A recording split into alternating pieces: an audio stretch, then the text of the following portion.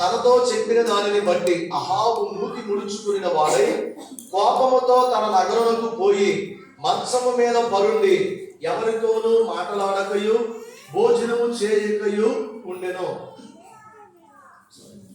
అంతటా అతని భార్య అయిన యెజబెలు వచ్చి, నీవు మూతి ముడుచుకొనిన వాడవై భోజనము చేయక ఉండేదనేమని అతను అడగగా, అతడు ఆమెతో ఇట్లనెను, నీ ద్రాక్ష తోటను క్రయమునకు నాకిమ్ము, లేక నీకు అనుకూలమైన ఎడల దానికి మారుగా మరి యొక్క ద్రాక్ష తోట నీకు ఇచ్చేదనని యెజ్రెయేలీయుడైన నాబోతుతో నేను చెప్పగా, అతడు నా ద్రాక్ష తోట నీకియ్యనెను.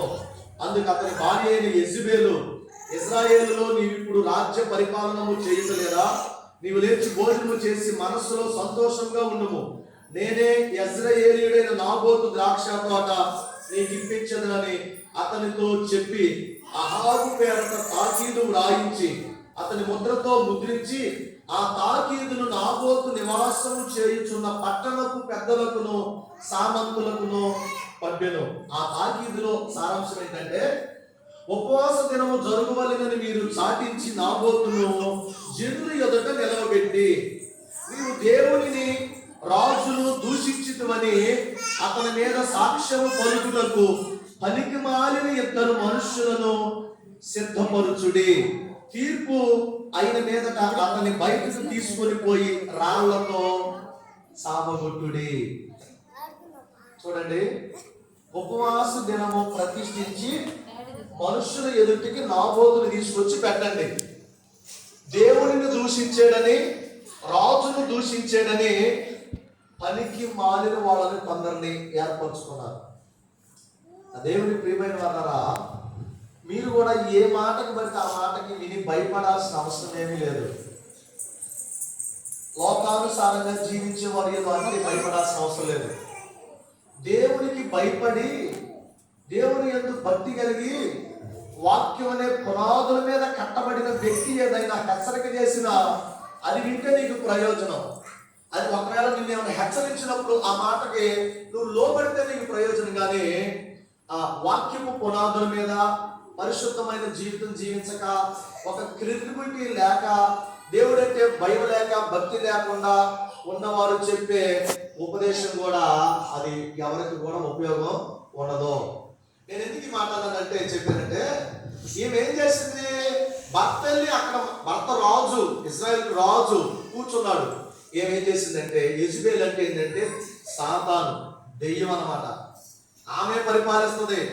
భయంకరమైన రాజ్యంలో అల్లకొల్లాలు సృష్టించేసింది. పనికి మాలను పెట్టి ఆ నాబోతుని రాళ్లతో కొట్టి చంపించింది. ఎవరికి తెలియదు అనుకుంది. అబద్ధ సాక్ష్యాలు చెప్పించేమో ఎవరికి తెలియదులే అనుకుంది. నేను మొన్న పేపర్ ఏదో చూశాను. 26 సంవత్సరాల తర్వాత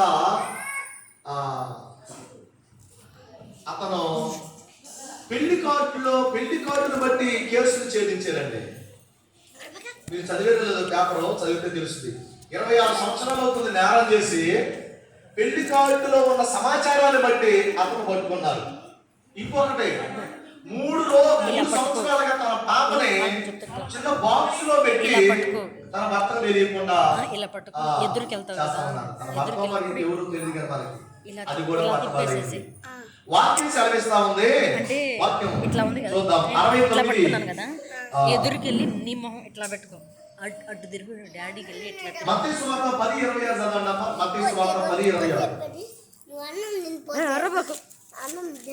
10:26.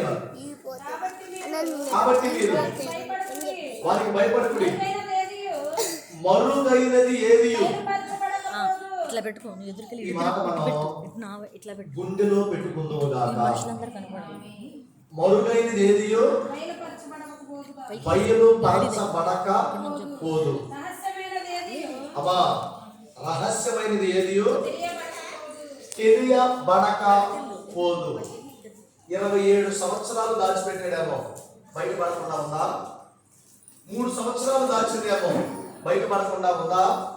మరుగైనది అది ఏదైనా, ఒకవేళ నేను ఏమైనా మాట్లాడి చేసినా, ఒకవేళ నువ్వేమైనా మాట్లాడి చేసినా అది తప్పకుండా బయలుపరచబడింది.